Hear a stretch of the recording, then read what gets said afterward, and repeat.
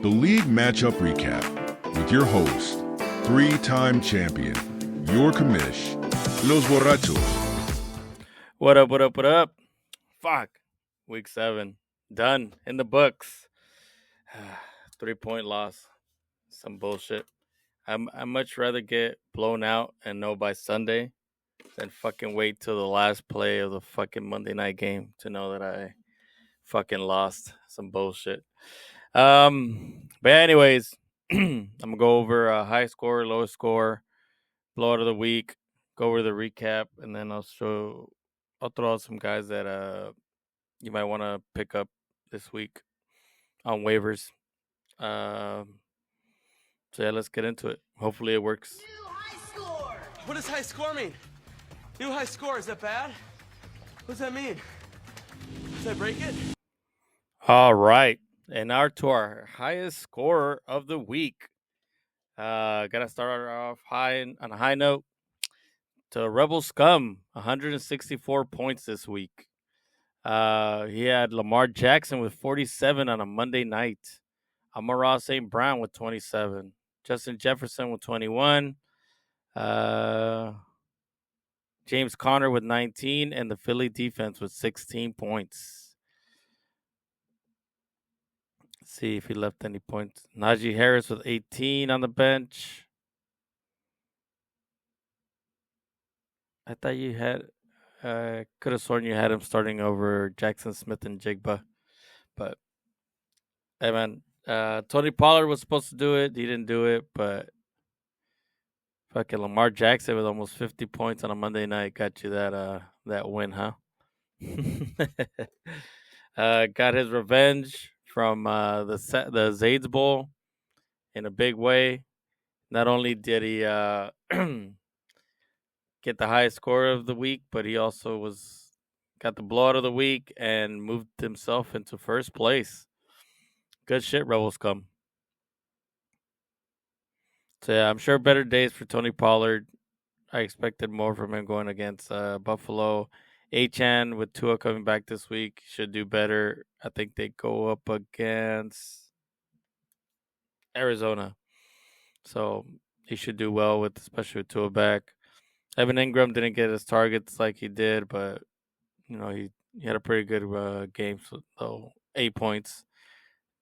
Jackson Smith and Jigba with DK Metcalf down. I think he'll get into his zone a little bit more going up.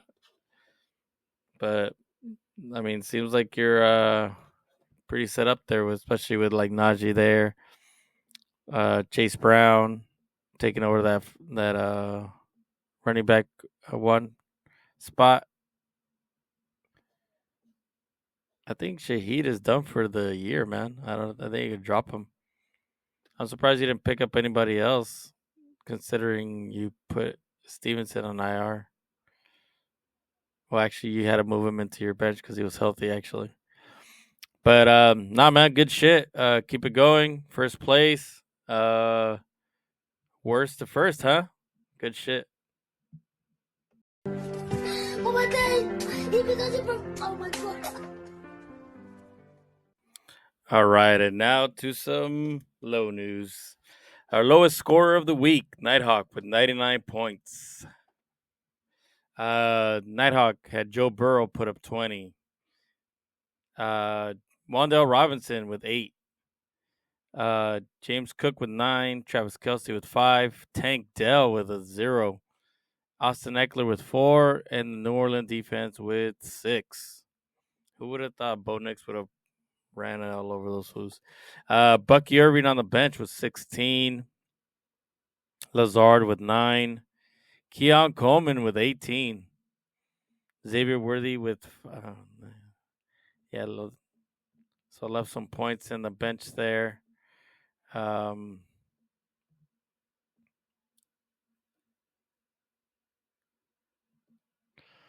I said, Nighthawks mostly team is tied to Jamar Chase and Joe Burrow if they don't blow up.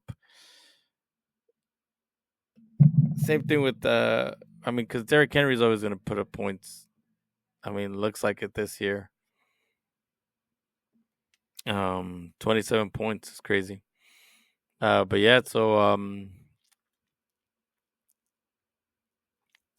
Joe Burrow just doing 20, Chase is doing 17, and then Wandale with just 8. Pretty much Chase and Henry were the only ones to do over their projected. Tank Dell giving you 0 doesn't really help. And looks like Green Bay might be a tough defense to play against. Or maybe it's just CJ Stroud not being able to do it on the road.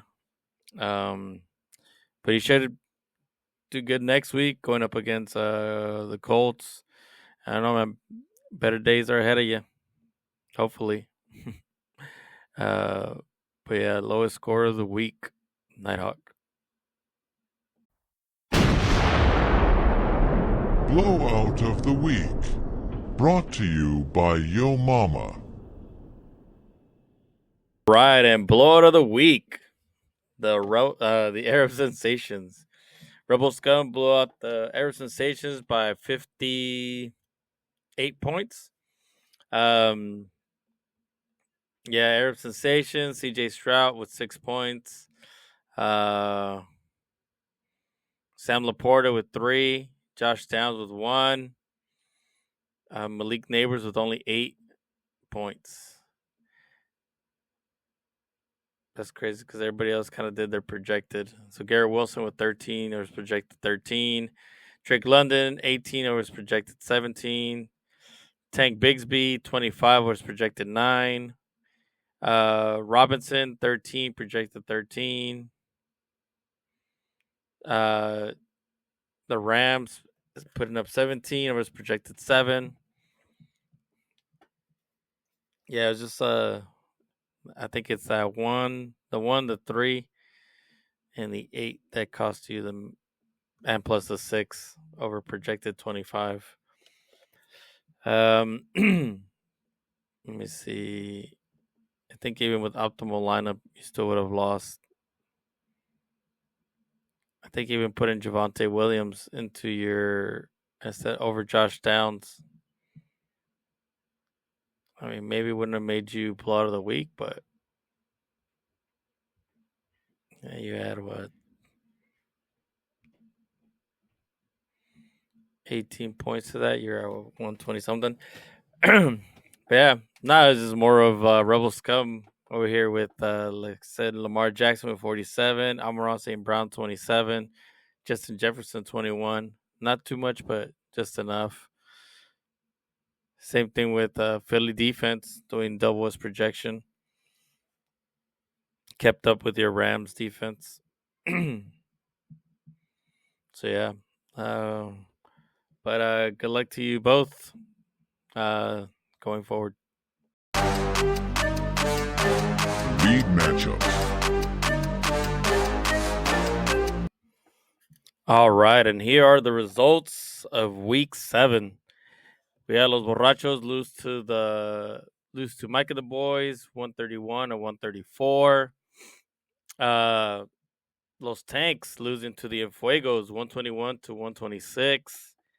The Nighthawk losing to the Warhammers, 99 to 112.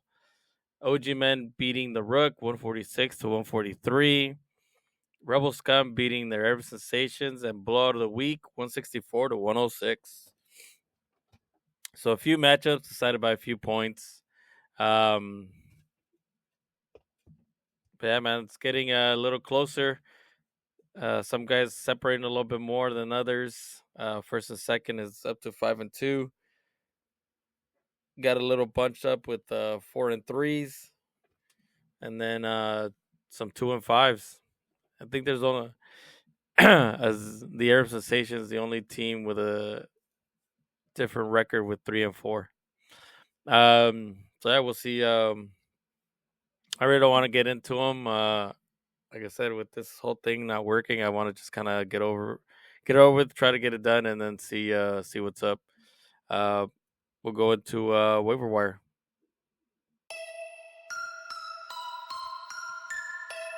This week's Waiver Wire Pickups, brought to you by Tus Nalgas.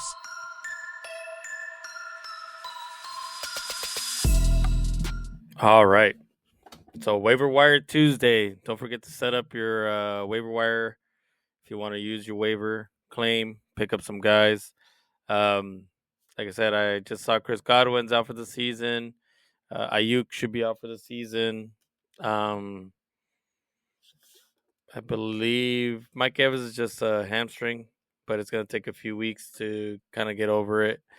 So it looks like wide receivers big need this week. But let's start with the quarterback position. I'll give you 3 guys and then a sleeper. Same thing with all the other positions, except for defense. I really have a sleeper defense that you could probably pick up. But yeah, so quarterback, gonna start off with Brock Purdy going up against Dallas. I know that he's missing his weapons, but Dallas defense wasn't doing so well going into the bye. I mean, I don't think anybody's coming back healthy. That was a problem. Was that they were missing their interior linemen, but I mean, this is a must-win for San Francisco. They don't want to go down 3-5. Next one, you got Tua Tagovailoa versus Arizona. They're saying he should be back. I think they said something about he's going through the concussion protocol. Dude doesn't want to wear the Guardian cap, which I think he should, because I don't know how many more of those hits he can take. But yeah, he's supposed to be back. He has all those weapons healthy and ready to go, waiting for him. So I think you could pick him up and start. Like I said, going up against Arizona. Next one, Bo Nix versus Carolina. Just Carolina sucks. The defense is no good. They let go of their best corner. And I don't know. They can't stop anybody. They couldn't stop Marcus Mariota. So Bo Nix going up against Carolina. And then my sleeper pick is Jameis Winston versus Baltimore. Like I said, you could throw in Baltimore. Plus, the way they're getting up on people, they're mostly throwing the ball and stuff like that. So if Jameis Winston gets the start, going up against Baltimore should be a good matchup for him. Now we'll get into running backs. All right. And on to the running back position. There wasn't much left on the waiver wire, but, I mean, there's some guys in there that, I mean, if you're desperate and need one, these are some guys with some good matchups. You got Jalen Warren versus the New York Giants. With Russell Wilson back and Jalen Warren getting back healthy, I think he should get some run there. Jaleel McLaughlin versus Carolina. I mean, he's still second fiddle to Javonte Williams, but he's a speedy guy, and he gets some of those touches and maybe take one to the house there. Another one, Dearness Johnson. Told you guys to pick up last week. He did pretty well against New England. Still think ETN is dealing with someone. I'm not sure, but just keep a look into that one. But if they're down, they're not going to have Tank Bigsby running the ball. It'll be Dearness Johnson going in there. They trust him as a pass catcher, and so you should get some run, especially going up against Green Bay. I expect them to be down in that game. And my sleeper is Roshan Johnson versus Washington. I mean, going into the bye, he was getting more touches, a little more looks. So I don't see why coming off the bye, they don't give him more touches and trust him a little more and get him going. And if Jaden Daniels comes in here and it's more of a shootout, then he should be more involved also. But yeah, like I said, there's not too much running backs left on the wire. Maybe some stashes, but as far as that you could pick up and start, these would be the guys. So yeah, let's get into wide receivers. All right, and now to wide receiver. First up, we got Khalil Shakir versus Seattle. I mean, until I think Amari Cooper gets more acclimated. more familiar until Amari Cooper gets comfortable with that offense. Like I think Khalil Shakir still has his role there. I mean, looks like Seattle's been into shootouts, so I don't see why Buffalo Bills wouldn't be able to go ahead and keep up with them. I kind of put both of these guys together on these next two teams because there's two guys on there that you could pick up and probably start next week, considering everybody's injured on there as far as the receivers. So first off, we got the Buck receivers, Jalen McMillan and Sterling Shepard. They're going up against Atlanta. I think Sterling Shepard scored against Atlanta, if I'm not mistaken. Last time they played each other a few weeks ago, that was a high-scoring game. So yeah, Jaleel McMillan is a rookie, and Sterling Shepard, I mean, you know him from the Giants, but I guess him and Baker were teammates before, so I guess they got some connection. I think that's what they were talking about. But yeah, those are the Bucks because, like I said, Mike Evans is dealing with a hamstring, could be out for a good amount of time. It's a hamstring injury. And then Chris Godwin, I think, is out for the season of a dislocated ankle. Sounds crazy, but yeah. So they could be in there for a while. Jalen McMillan or Sterling Shepard. The next duo is from San Francisco. You got Juwan Jennings and Ricky Pearsall. There's some other names too, the guys that played out there, but these are pretty much the main guys. Ricky Pearsall being a first round pick for them last year. And Juwan Jennings, I mean, you saw him do it against the Rams, put up a 40-some point game. I mean, I don't see why he wouldn't be able to do it again. He's a pretty good wide receiver. Ricky Pearsall, I mean, he's just getting used to the offense right now. I mean, like I said, he got shot, so he's coming back. But with Juwan Jennings, I put hip injury on there. He's dealing with a hip injury, so just look out for that. If not, there's something Conley and then some other guys you could look up if you want to pick them up, take a flyer on them. But those would be the main guys from the San Francisco 49ers. My sleeper, Troy Franklin, going up from the Broncos, going up against Carolina. He got the majority of the targets going up against New Orleans. Looks like Cortland Sutton might get traded to the Niners. I mean, I'm not sure. They're talking about it, but I doubt they'll give up much. Because I guess Debo's dealing with pneumonia. He's in the hospital. Ayuk out for the season. And then looks like Kittle's dealing with a foot injury. I don't know why the fuck he wasn't dealing with that shit when he was playing against me, but Chinga Sumada, it is what it is. Besides the point. But yeah, Troy Franklin took over that number one wide receiver in Denver. What that means, I don't know. Denver's not really a good offense or a consistent offense. But they are going up against Carolina. And like I said, we just saw Marcus Mariota light them up. So I don't see why Bo Nix wouldn't be able to do it.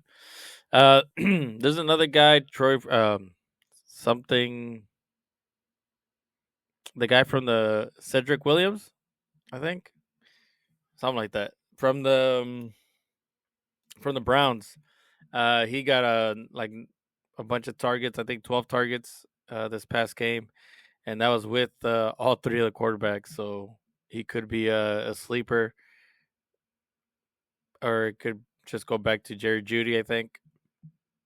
But just some guys to take a look at, because I know you guys need some wide receiver help there. All right, and on to tight end. So for tight end, we have Tucker Kraft going up against Jacksonville. Tucker Kraft has been pretty solid the last few games. I think he's getting more targets, more looks from Jordan Love. Looks like that Green Bay offense is actually pretty good. Another one, Kate Otten, had 20 points this Monday night. I know I should have fucking picked him up and started him, but it is what it is. Kate Otten versus Atlanta. Like I said, especially with Mike Evans and Chris Godwin out. Kate Otten, someone familiar that Baker Mayfield could go to. Third, Cole Kmet going up against Washington. Carolina's rookie tight end Sanders got in there and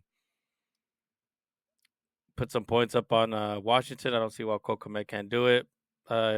He started to get. He had 2 touchdowns before he went to the bye, so I think he should do well against Washington. And my sleeper is Johnny Munt. I'm not sure if Hawkinson's coming back, but even if he does, he doesn't have any rapport with Sam Darnold yet. He hasn't gotten comfortable with it. So, and even if he does play, he might just play a limited role. And the Rams are giving up a lot of points to the tight end position. I should know fucking Brock Bowers blew up against them. But yeah, those are the 3 tight ends: Tucker Kraft, Kate Otten, Cole Kmet, and then the sleeper Johnny Munt. So now we'll go on to defense. All right, last but not least, we got the defense. So we got the Chargers going up against New Orleans, the Chiefs going up against Las Vegas, and the Ravens going up against Cleveland. I mean, if you guys want to carry 2 defenses, go for it. But I mean, with all these injuries, I don't know about carrying 2 defenses. But yeah, I mean, New Orleans, bad offense. Las Vegas, bad offense. Cleveland, I mean, could be a bad offense, but I don't know. With Jameis Winston, it might give him a little boost. And they're at Cleveland. So and like I said, no sleeper in the defense because, I mean, you just pick someone up and you start them. So yeah, that's defense. All right. And that'll do it for me. I'll see you guys on Thursday. I'll go over the matchups. Hopefully it works this time. Maybe I just got to cut it to 30 minutes and shit. Maybe that'll work better. But yeah. Also, I'm going to send you guys a WhatsApp or through text about the game. I'm going to try to get all that cash hopefully by Friday. I'm going to need everybody's cash by Friday. That way I could pay it all. Ya estuvo. So yeah. I guess I'll talk to you guys Thursday. Peace out, bitches. Thank you for watching the Los Borrachos Happy Hour. Don't forget to like and subscribe. Until next time.